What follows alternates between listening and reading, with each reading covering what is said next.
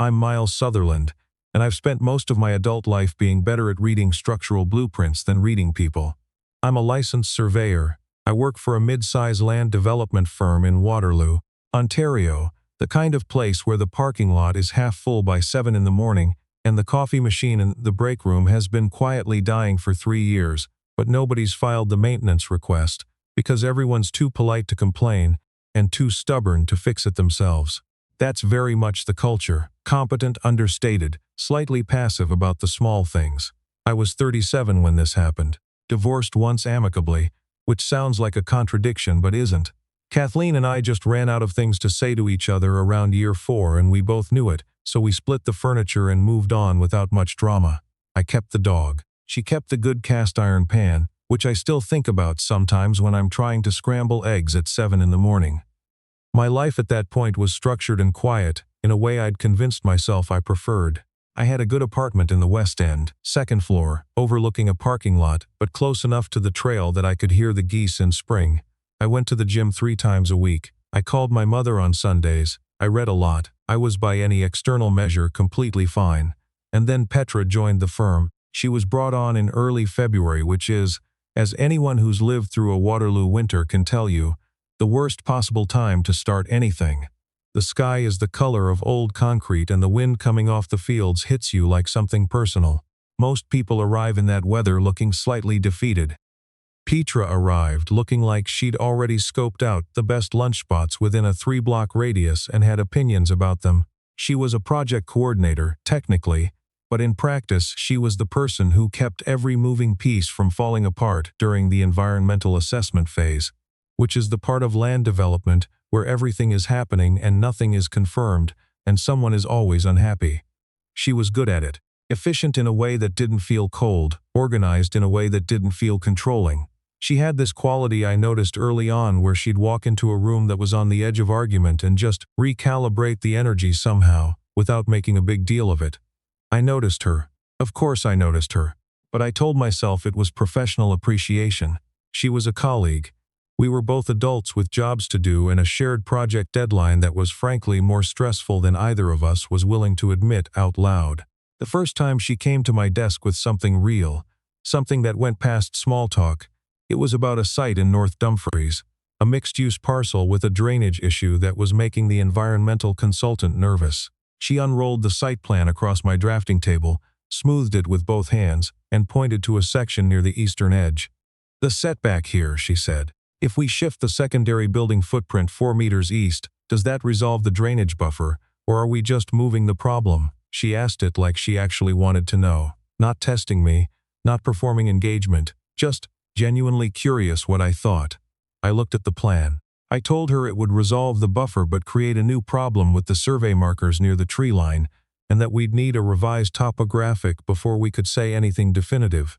She nodded, slowly, like she was filing it away, and then she asked me how long a revised topo would take to commission. 2 to 3 weeks, I said, if we got the crew out before the ground thawed too much. "Okay," she said and started rolling the plan back up. Then she paused. "Do you actually like this kind of problem? Like, genuinely?" "I wasn't expecting that." "The survey stuff?" I said. "The puzzle of it," she said. "Fitting the constraints together. Some people just tolerate it. I'm trying to figure out who actually likes it." I told her I did, that it was, honestly, the part of the job I'd have done for free if I had to. She smiled at that, a small one, like she'd gotten the answer she was looking for, and then she left. I thought about that conversation for the rest of the afternoon, which was longer than any conversation about drainage buffers should reasonably stay with a person. Over the next few months, we worked together the way you do on a long project, closely, but with the natural barrier that shared work provides. There's a version of proximity that's safe, where 2 people can spend hours in the same room, focused on the same thing, and never really close the distance that matters. That was us for a while. But she had a way of stepping outside that barrier without seeming to notice she'd done it. Once we were both staying late on a Thursday, the kind of March evening where it gets dark at 5, and by 6 the office feels like a different building. Everyone else had gone. We were working through a zoning conflict on the North Dumfries site, and it was the 3rd time this particular issue had come back around, and I said something like, "I feel like we've had this exact conversation before." And she leaned back in her chair and looked at the ceiling and said, We have, 3 times. The difference is that this time, someone might actually do something about it. There was a silence after that. Not uncomfortable, the kind of silence that settles when 2 people have been in the same room long enough to stop performing. "Do you want coffee?" she asked. "I'm going to make the terrible break room coffee. The machine is dying," I said. "I know," she said. "I like it anyway. It's very committed to its own decline." I laughed at that, actually laughed, and I remember thinking afterward that I couldn't remember the last time someone had made me laugh at work. Not a polite chuckle, a real one. Spring came. The North Dumfries project moved into its approval phase. Our direct collaboration tapered off the way it does, and I told myself I was fine with that. She was 3 desks away. I could see her from where I sat. That was sufficient, completely fine. It wasn't until May that I had a conversation that made me feel like I'd been operating with a 1-second delay on a live feed. We were both at a site walkthrough near Cambridge.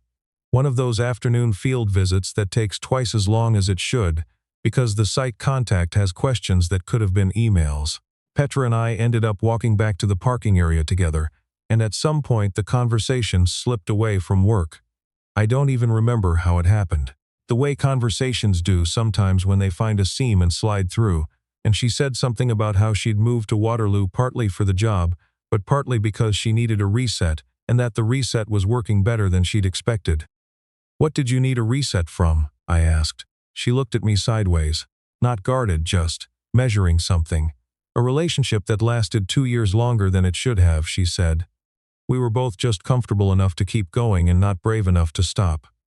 I told her I understood that. I told her about Kathleen briefly. Not the whole thing, just enough to be honest, and she listened in that focused way she had, where you got the sense she was actually hearing what you were saying rather than just waiting to respond. "The comfortable thing is seductive," she said. "The uncomfortable thing is usually more honest." I thought about that for a long time afterward. On the drive back, that evening. The next morning, the summer passed the way summers do in the region, busy, warm, the days long enough that you kept thinking you had more time than you did. I ran into Petra in the parking lot one Friday afternoon in July. She was heading out early, she said, driving up to her brother's place in Huntsville for the weekend. I told her it was good weekend weather for the drive north. She agreed. We both stood there for a moment, the kind of moment that's about 5 seconds longer than it needs to be, and then she put her sunglasses on and said, "See you Monday, Miles." I drove home thinking about how she'd said my name. I know how that sounds, but I'd noticed that she didn't do it often. Most people use your name in conversation as punctuation. They throw it in to be friendly. When Petra said your name, it meant she was looking directly at you. August was when I started being honest with myself, at least internally. I would go over conversations we'd had the way you go over a site assessment, looking for what I'd missed the first time, trying to understand the topography of what was actually there. And what I kept coming back to was this.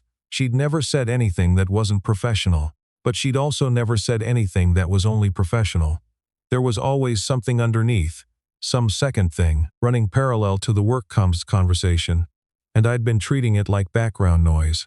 My roommate at the time, I'd taken in a tenant 6 months earlier to help with the mortgage, a guy named Scott who worked in insurance and kept irregular hours, was not the most perceptive person about most things, but even he picked up on it. "You talk about this woman at work a lot," he said one night. "She's a colleague," I said. "Sure," he said. "You want to watch the game or not?" I watched the game, but I knew he wasn't wrong. September brought the approval meeting for the North Dumfries project, the kind of meeting that represents months of work and tends to either go smoothly or fall apart in ways you'd never predicted. It went smoothly. Afterward, a few of us went out to celebrate at a pub near the office, the kind of low-key celebration where you all agree you'll stay for 1 drink and end up staying for 3. Petra sat across from me at the table.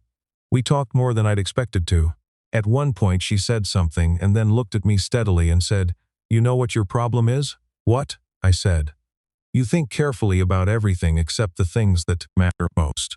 She said it lightly like she was teasing, but she held my eyes for just a beat too long for it to be only teasing. I wanted to say something. I had something to say, and then someone at the other end of the table said something loud and the moment passed, the way moments do when you don't catch them in time. I drove home that night feeling like I'd missed a turn I'd been approaching for miles. October. The project was done. The departmental rhythms shifted, and we ended up in fewer shared meetings. There were weeks where I barely spoke to her beyond hello. I told myself that was probably for the best. She was a colleague. The firm had a loose culture around these things, but it was still, technically, complicated. I had a whole internal catalog of reasons. The Thursday evening this actually changed started the way most significant evenings do. Without any announcement. Scott had a conference in Ottawa. He'd left that morning, bags at the door by 7, out before I'd finished my coffee. The apartment was quiet in the particular way it gets when you're used to someone else occupying it. I got home from work a bit later than usual.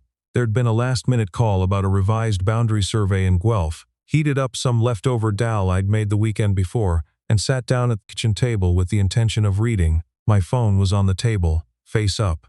At around 8:15 it buzzed. It was Petra. "Hey, are you still at the office? I had a question about the Guelph boundary file and I can't find the reference bearing in the notes I have." I looked at the message for a moment, then I typed back, "No, I'm home. I have the file though. Want me to pull it up?" She said yes. I found the bearing. We went back and forth for a few minutes about the discrepancy in the original survey, and then, in the middle of that exchange, she sent, "Are you busy tonight?" I set the phone down on the table. I picked it up again, "Not particularly," I typed. "Scott's out of town." There was a pause. Longer than a work question would require. Then I could come by. I have some notes that would be easier to go through in person. I read that twice. I typed back, "Sure, you know where I am." She arrived 40 minutes later. She was in jeans and a gray sweater, her hair down, and she had a folder under her arm that may or may not have contained the notes she'd mentioned. I'd tidied up the kitchen without thinking too hard about why. I had the kettle on. "Tea?" I said. "Please," she said. She sat down at the kitchen table. I made 2 cups. She opened the folder and found the reference she was looking for in about 90 seconds, which told me something about the actual purpose of the notes. For a while, we did talk about the Guelph file. Genuinely. That part was real. But it tapered off and then we were just talking, the way we did at the pub in September, the way we had on that drive back from Cambridge in May, the way we always eventually ended up when there was enough time and no one else around. At some point she said, "Can I ask you something?" "Sure," I said. She turned her mug slowly on the table. "Why didn't you say anything?" I looked at her. "I'm not sure what you mean," I said, which was not entirely honest. "I think you are," she said. Not unkind, just direct in that way she had. The thing about Petra was that she never raised her voice to make a point. She just got very still and very clear. It was more effective than any volume. I sat with it for a moment. The honest answer was, because I was scared of what saying something would cost. Because she was a colleague and the firm was small and I'd been wrong before, and I didn't trust my own read on things as much as I used to. Because I was 37 and had learned to be careful in exactly the wrong ways, I told her most of that. Not all at once, not smoothly. It came out the way true things come out when you haven't rehearsed them, a little halting, a little off rhythm. But I told her. When I finished, she was quiet for a second. Then she said, "I've been pretty clear, Miles, I know," I said. "For a while now." "I know," I said again. "And you were worried about, what exactly? The timing?" "The timing," I said. "The job, getting it wrong." She tilted her head slightly. "You've been doing that calculation for 8 months. Closer to 9, I said. Something shifted in her expression. She almost smiled. "So you were counting." I didn't have an answer for that, which was, I think, answer enough. She reached across the table and put her hand over mine. Just that. Held it there. "The timing," she said quietly, "has been fine for a long time." I turned my hand over. She didn't move. We stayed at the kitchen table for another hour, just talking. The kind of talking that happens when 2 people finally stop being careful about what they're saying.